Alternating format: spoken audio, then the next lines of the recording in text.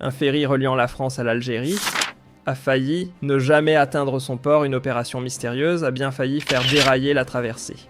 Ce qui devait être un voyage ordinaire s'est transformé en thriller maritime aux allures d'espionnage. Plongé dans les dessous d'une tentative de prise de contrôle suspecte du navire Le Fantastique, avec 650 âmes à bord, entre tension et révélation. Les autorités fouillent les moindres recoins de cette affaire qui dépasse le simple fait divers. Ce qui s'est joué à bord du fantastique navire de la flotte italienne GNV dépasse largement les péripéties techniques habituelles ou un banal incident de navigation. En réalité, on parle ici d'une tentative calculée, dissimulée sous les vagues, visant à toucher le cœur même des intérêts algériens et à ébranler la protection de ses ressortissants à l'étranger. La traversée prévue entre Sète en France et Béjaïa sur la côte algérienne a été détournée de sa routine paisible pour devenir le décor d'un scénario d'espionnage sophistiqué. Une opération d'une rare complexité révélatrice de la position stratégique que l'Algérie occupe désormais en Méditerranée et de sa capacité à imposer une rigueur sécuritaire sans faille. Quand le bâtiment s'est vu bloqué pendant plus de 16 heures, ce n'était pas un simple retard maritime. L'entrée en scène de la DGSI armée d'informations ciblées a mis en lumière l'ampleur de la menace, une cyberattaque d'envergure orchestrée avec un niveau de précision laissant peu de place au doute. Il s'agissait d'une action hostile pensée dans les coulisses numériques de puissances invisibles. Les premières conclusions de l'enquête ont dévoilé une réalité troublante. Le cerveau numérique du ferry, qui transportait pas moins de 650 passagers, en grande majorité des Algériens, avait été infiltré. Un virus informatique programmé avec une précision chirurgicale permettait à une main invisible de prendre le commandement du navire sans même y poser le pied. Un piratage digne des scénarios les plus inquiétants. Cette découverte soulève une série de questions brûlantes, qui donc auraient intérêt à viser un bateau chargé de relier la diaspora algérienne à sa terre natale. Et surtout, pourquoi frapper à ce moment précis dans ce climat si particulier? Mais dans cette mer agitée, une chose est sûre, l'Algérie ne navigue plus à vue. Forte d'une diplomatie affirmée et d'un cap stratégique, claire, elle s'impose désormais comme un acteur de poids en Méditerranée. Et face à ces nouvelles formes de menaces, l'État algérien démontre qu'il entend défendre sa souveraineté jusqu'aux confins de ses eaux territoriales, et même au-delà. Qu'il foule le sol algérien où vivent au-delà des frontières le citoyen algérien reste un point de non-retour pour les décideurs d'Alger.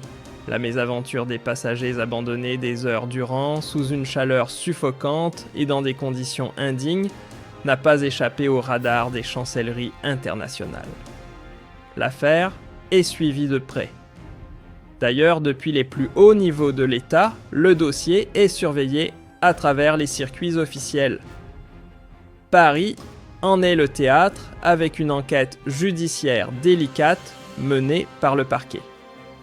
L'arrestation d'un ressortissant français originaire de Lyon, soupçonné d'avoir saboté un système informatique au profit d'intérêts extérieurs, soulève de sérieuses interrogations. Sommes-nous face à une opération de déstabilisation déguisée en guerre d'influence entre puissances?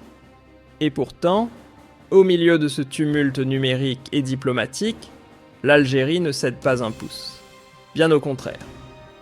Cette affaire aura eu le mérite de rappeler à tous que sécuriser les ferries à destination du territoire algérien, c'est aussi défendre l'équilibre de la Méditerranée. Et sur cette mer, l'Algérie assume pleinement son rôle, celui de rempart. Un simple coup d'œil aux données sur le trafic maritime suffit pour comprendre les connexions maritimes entre l'Algérie et l'Europe en particulier, avec les ports français et italiens, battent des records d'activité. Une dynamique intense qui attire forcément les regards, mais aussi les tentatives de sabotage. Dans cette renaissance algérienne tant économique que diplomatique, certains semblent décidés à jeter l'ancre là où le pays trace sa relance. Du côté français, Les mots ont été soigneusement pesés. Le ministre de l'Intérieur Laurent Nunez n'a pas mâché ses propos, l'affaire est très grave. Une phrase qui, derrière son apparente sobriété, cache bien plus qu'un simple constat. C'est un aveu à peine voilé qu'un acte d'envergure, aux implications géopolitiques sérieuses, visait directement un symbole des liaisons entre l'Algérie et l'Europe. Mais là où d'autres auraient vacillé, l'Algérie a fait preuve d'un sang-froid remarquable. Aucun débordement, pas de panique collective. Bien au contraire, face aux rumeurs et à la menace, c'est un esprit d'unité qui a prévalu. L'objectif était clair, préserver la sécurité des passagers et assurer leur retour sur la terre algérienne, sans perte, sans concession. Ils sont arrivés de Paris de Saliou, mais aussi de Bruxelles, Londres, Berlin ou Amsterdam. Ces passagers, venus des 4 coins d'une Europe connectée, ne représentaient pas seulement des voyageurs, ils étaient le trait d'union vivant entre l'Algérie et sa profondeur continentale. Viser ces hommes et femmes, c'était espérer briser un lien humain et économique fondamental. Pourtant, au lieu de diviser cette attaque, a resserré les rangs. Les investigations ont d'ailleurs révélé un autre fait, peu connu du grand public: l'Algérie ne navigue pas seule. Elle est épaulée dans l'ombre par des partenaires du renseignement qui veillent à ses côtés. Des flux d'informations stratégiques circulent, des alliances se consolident et la protection de la navigation internationale devient une mission partagée. Les files d'attente interminables, au port de Sète, les enfants sous le soleil et les anciens à bout de souffle, n'ont pas souffert pour rien. Un message limpide a émergé: la souveraineté algérienne repose autant sur ses défenses numériques que sur sa force militaire. Quant aux accusations officiellement prononcées, sabotage d'un système automatisé dans un contexte d'ingérence au service d'une puissance extérieure, elles ne laissent plus place au doute. Il ne s'agissait pas d'un simple incident technique, mais bien d'une tentative orchestrée de miner les artères maritimes essentielles à l'Algérie. Et ce, en pleine mer. Le monde évolue, les conflits aussi. Désormais, les batailles se mènent sans chars ni missiles, mais avec des algorithmes, des lignes de code et des connexions cryptées. Et face à cette nouvelle forme de guerre silencieuse, invisible, mais redoutable, l'Algérie ne se laisse pas surprendre. Aujourd'hui, elle dispose de l'arsenal numérique nécessaire pour affronter ce qu'on appelle la 5e génération des conflits, ceux qui se jouent dans les coulisses du cyberespace.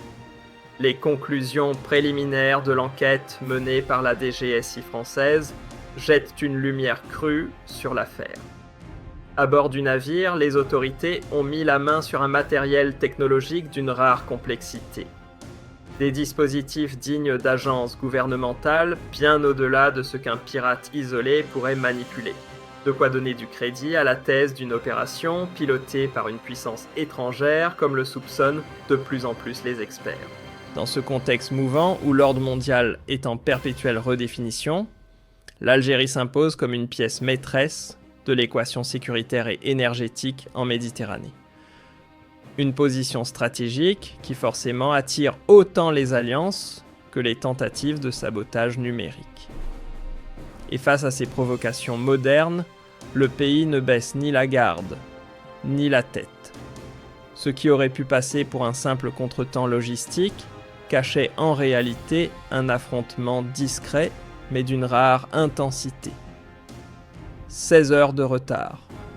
En apparence, oui. Mais en coulisses, c'est une véritable guerre de l'ombre qui s'est jouée entre services de renseignement opérant de part et d'autre des frontières. Et dans cette danse invisible, l'Algérie n'a pas manqué à l'appel. L'État a répondu présent, démontrant qu'aucun de ses citoyens ne serait jamais laissé sans protection, peu importe où il se trouve sur le globe. Sans cette réactivité coordonnée, le scénario aurait pu virer au cauchemar: prise de contrôle du navire, redirection forcée, voire immobilisation stratégique en haute mer. Un triple choc humain-politique symbolique. Mais voilà, le plan a échoué. Et derrière cet échec pour ses adversaires se dresse une vérité de plus en plus éclatante. L'Algérie d'aujourd'hui n'est ni faible ni isolée. Elle impose sa présence, inspire le respect et transforme chaque tentative de provocation en leçon pour ceux qui la sous-estiment. Les révélations à venir ne feront que renforcer ce constat. Depuis quelque temps, la diplomatie algérienne ne se contente plus de faire acte de présence, elle agit, rayonne et s'affirme sur plusieurs fronts à la fois. L'affaire du port de Sète a servi de révélateur. Face à des tentatives de perturbation bien réelles, l'Algérie a su maintenir le cap, garantir la sécurité de ses ressortissants et préserver la continuité de ses routes maritimes. Un test grandeur nature brillamment relevé. Et pendant que certains s'agitaient dans l'ombre, espérant semer le chaos, ce sont de simples notifications de retard qui s'affichaient sur les écrans des passagers.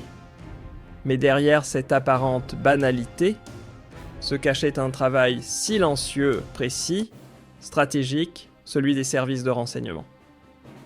C'est cette discrétion, et non les discours, qui a évité le pire. Aujourd'hui, alors que le fantastique est arrivé sans encombre à Béjaïa, le message est clair, l'Algérie n'est pas un simple point sur la carte. C'est une forteresse imprenable, un rempart contre toute forme d'agression masquée. Et ceux qui la sous-estiment s'y briseront inévitablement. Ce qui s'est joué autour du fantastique ne sera pas oublié de sitôt. Ce n'est pas qu'un épisode maritime, c'est une leçon gravée dans la mémoire collective. À l'ère des menaces invisibles, c'est l'union d'un peuple avec son État qui fait barrage.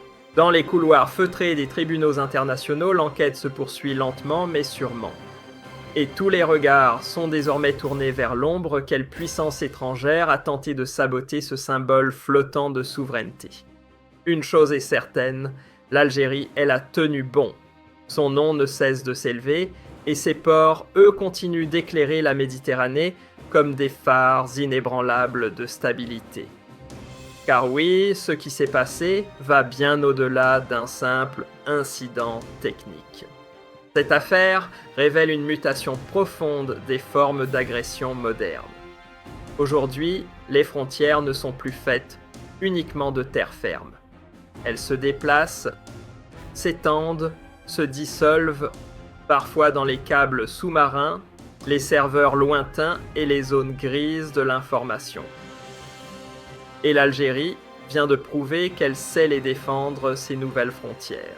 Ce qui s'est déroulé au large des côtes françaises et jusque dans les entrailles du port de Sète n'était pas un simple fait divers. C'est une démonstration éclatante de la complexité des enjeux sécuritaires auxquels sont confrontées les nations du XXIe siècle. Et l'Algérie, dans ce contexte, ne joue plus les seconds rôles. Elle s'impose désormais comme un pilier central dans le fragile échiquier stratégique de la Méditerranée. Loin d'être un simple grain de sable dans la machine. Cette tentative de déstabilisation, quelle que soit la main qui l'ait orchestrée, révèle une vérité que plus personne ne peut ignorer.